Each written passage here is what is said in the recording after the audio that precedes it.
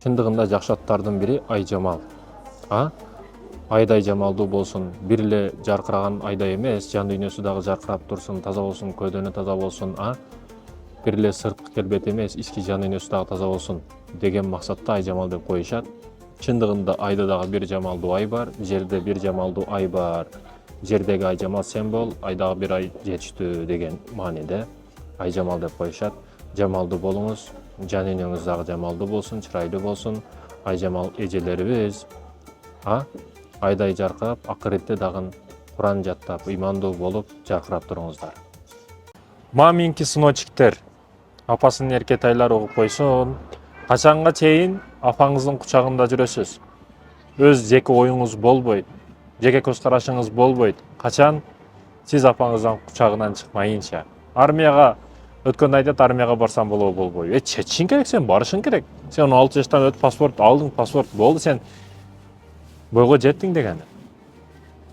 12 жаштан баштап өзүң эптешиң керек, өзүңдүн жеке ой болуш керек. Анан армияга барсам, барбасамбы? Апамдан сурасам, жок, барбайсың дейт. Албетте барбайсың дейт армияга. Үстүн эмип, жанында эле жүрүшүн каалайт апалар. Кээ бир апалар. Бала өз жеке жашоосун куруш үчүн жеке ой болуш керек, эки жака барыш керек, кыйынчылык көрүш керек, сыртка чыгыш керек. Ошондой экен, эртерээк чоң ристерди кылганды үйрөн, тобокел кылганды үйрөн, көп маселеде. Канча эрте башталса бул маселелер, ошончо чоң ийгиликтерге жетесиң. Себеби бизде убакыт кыска да, убакыт кыска. Аракетиңди кыл. Апаңды эркеси болуп жүрө бербе, апаңдын кучагынан чык. Чоң ийгиликтерге жетиш үчүн жылуу жер эмес, суук согуш керек эркекке. Апаңдан ачууңду алба. Жиниң келсе эч качан апаңа бакырба. Ак эмес, ох эмес, ух эмес. Уф деген сөздү дагы айтпагын ата-энеңе. Ата-энеңди жүзүнө мынтип карасаң, бүгүн жаштар мотивация издейт да, мотивация каяктан алам, мага дух бериң, сиз менен чайлашып отурайын, жашоого максат коеюн, башка кыймыл аракеттерди кылайын дейт да. Анан кыймыл аракеттин кереги жок дейм. Айылга бар. Кечкурун колдо бар нерсесин сабызын алып келип, күрүчүн алып келип, этин алып келип, сага кечкурун балам кел деп плов кылат ата-энең. Пловду жеп атып, кичине жебей тур, ата-энең жесин. Ата-энеңди мындай колунан баштап, бутунан баштап, чачына чейин бир кара. Чачтар агарып бүттү, жүздөргө тырыш түшүп бүттү, колдор титиреп бүттү. Ички дүйнөсүндө оорубаган жери калбады, жан дүйнөдөн баштап органдарга чейин. Мында ойлоп көрчү, бүгүн сен 40-50 миң сомду атаңдан аябап атасың. Бергиң келбейт, жашырасың акчаңды. Бизнес кылам, сетке салам, үй алам, машина алам дейсиң. Бирок ошо сен кызганып жаткан 40-50 миң сомдон канчасын иштетип койду сага? Сен керек болсо бул карзың, керек болсо парзың бол. Ата-энеге жакшылык кыл. Аракет кыл. Эң жаманы ата-энеме мындай кылып алып анан жакшылык кылам дегени. Бул туура эмес.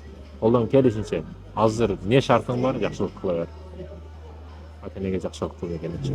Кайсыдыр бир аял тез үйүнө шаша турган болсо, эркеги башчы, эркеги жоопкерчиликтүү, эркеги ар дайым контролдогон, тез кел, тез чык, мындай кыл, андай кылба деген кызганчак, намустуу, дайюс эмес эркек. Ал эми кайсыдыр бир эркек үйгө тез шаша турган болсо, ал аял өтө жакшы аял, салих аял. Эркектер чыгат, мисалы үчүн көбүнчө чыгыштын аракетин кылып калат. Чайкана, ал жака, бул жака жүргөндүн аракетин кылып калат. Тойгозу берет да кээ бир аялдар. Күйөөсүн тойгозуп коет көп маселелерде. Ашча сөз менен, ашча характер менен, болбогон себепсиз болбогон нерселерден кээде бир орунду бир орунга алмаштыруу маселесинде бүт залга башына кийип, ызы-чуу кылып, урушуп, согуш кылып, жарыя кылып бүт бардыгына. Реклама кылып, тааныш тууган уруп, аймак жети атасы калбастан ушу BBC болуп, жаңылыктарды жеткирип, ушундайлар жок эмес. Себепсиз нерселерден ызы-чуу чыгарган аялдар ойлонуп иш кылыш керек. Мисалы үчүн, себепсиз эле жообумду бер, эркексиңби дей бересиң го, бир күн жообумду бердим, ушунча талак дей турган болсо каяка барасың? Болду эми жараштын жолу жок. Каяка барасың? Ошондуктан ойлонуп иш кылыңыздар, урматтуу эже карындаштарым. Сөз бул атылган ок, аны кайра жулушуңуз мүмкүн, бирок бирөөнү абыт кылып өткөн болосуз. Эркек кишини жокчулук сындырбайт, арак сындырбайт, аял сындырат.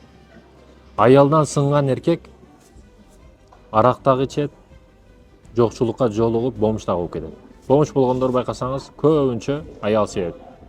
Аялды себебинен келген сыныш бул эч качан табылбай турган сыныш болуп эсептелет да. Ошол учурда арагын дагы ичет, пивосун дагы ичет, виносун дагы ичет, каалаганын кылып кетет эркек киши, өзүн башкара албай, кармай албай калат. Аял кишиге келген учурда эркек киши өзүн жоготуп коет. Өзүн берип коет көп учурда. Аялга эч кандай күчтүн кереги жок, эч кандай акылдын кереги жок. Келип кичине назиктик кылса, кичине кыймыл аракет кылса эле эркек киши көп нерсесин берип койгонун өзү дагы билбей калат. Айтарым, эркек кишилер руханиятыңар, иманыңарды күчтүү кылбасаңар, бир эле аял келип силерди сындырып коет. Ошондуктан да сүйүү эң биринчи Аллахка болуш керек. Ата-энеге эмес, аялыңа эмес, жакындарыңа эмес. Качан Аллахты эң күчтүү, бардыгынан артык сүйсөң, бул дүйнөнүн ичиндеги нерселер сени эч качан сындыра албайт. Сезимдерге алданып калбайсың деген. Муну унутпа эч качан. Да, азыр кээ бир кыска ойлуулар сөз бирдей кетет, бирок ар ким өзүнүн деңгээлине жараша түшүнөт. Ар ким өзүнүн деңгээлине жараша түшүнүшү мүмкүн бул айтып жаткан нерселеримди. Бирок акыйкат ушундай. Бул жакшы дагы эмес, жаман дагы эмес. Болгону ачуучундук. Чындыгында сырты жалтырак, ичи калтырак. Көп макияж, көп краска, көп жасалма бирдекелер ушул сырткы келбетке берилген, тонналап.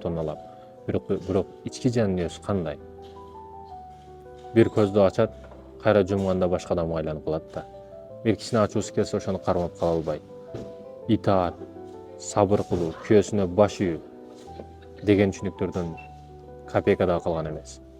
Тарбияны кимден алды десең, ойлоно турган маселе болуп калат да.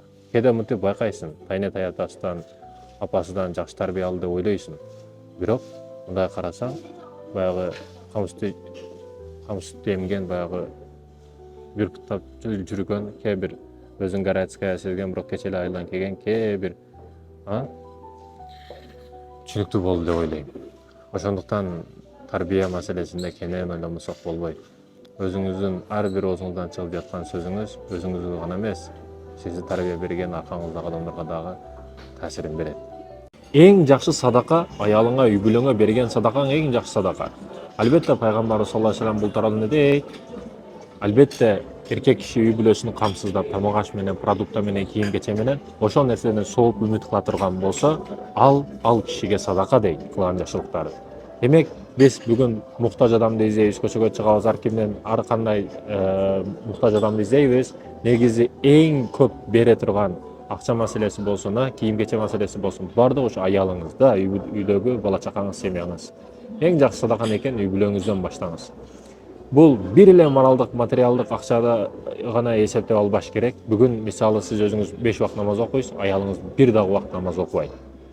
Өзүңүз гусулсан жүрөсүз, аялыңыз тырнак лагын өчүрбөй, айлап жылдап гусулсуз жүрөт. Мисалы үчүн. Ошол маселелерди да эсепке алып, баардык тармактан карап көрүшүбүз керек. Сиз күндө 2 саат китеп окуйсуз, аялыңыз бир китеп ачкан эмес 1 жылдан бери. Ошол жалпы түрдө караганда өзүңүз кирип аткан бейишке аялыңызды дагы жетелеңиз. Аялым, сен да мен кылган нерселерди, иш аракеттерди кылгын. Мен бул дүйнөдө эле эмес, бейиште дагы сен менен чогуу болгум келет деп айтыңыз. Эрте туруш керек. Жалкоого дайым жол табылат. Кылам деген жол табат, кылбайм деген шылтоо табат дегендей бир кыска нуска окуя бар ушул маселеде.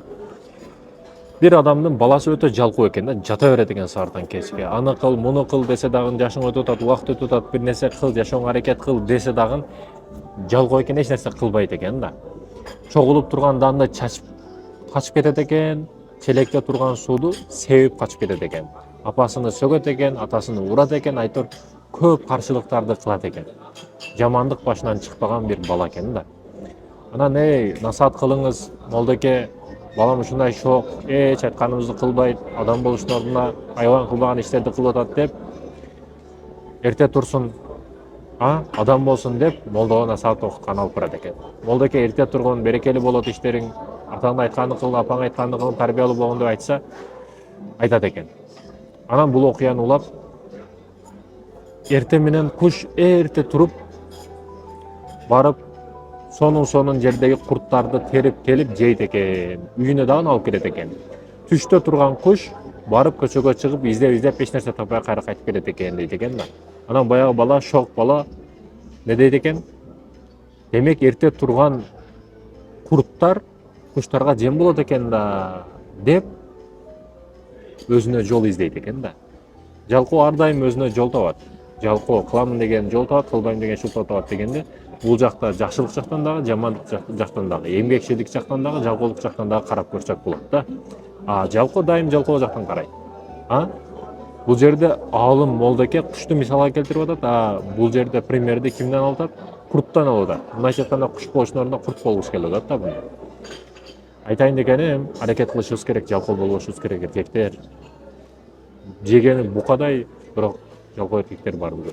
Кайсыдыр бир элде, кайсыдыр бир өлкөдө эркектер эркектигин жоготуп, назик болуп, начар болуп, жалкоо болуп, эч кимге пайдасын бере албай, жатак болуп кала турган болсо, аялдар назиктигин унутуп, орой болуп, күчтүү болуп, назиктигин унутуп, орой болуп, күчтүү болуп көчөгө чыгат да.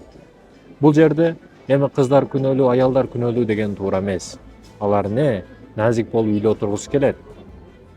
Бир жердин падышасы эмес, ханышасы болгусу келет. Бирок падыша болуп, мажбур болуп, күчтүү болушка түрткү болгон ким? Эркектердин өздөрү. Демек бул жерде аял күнөөлүү, кыз күнөөлүү деген туура эмес. Эркектин алсыздыгынан көчөгө чыгат аял киши. Бар жогун камсыздап турса, аял киши ордун билет.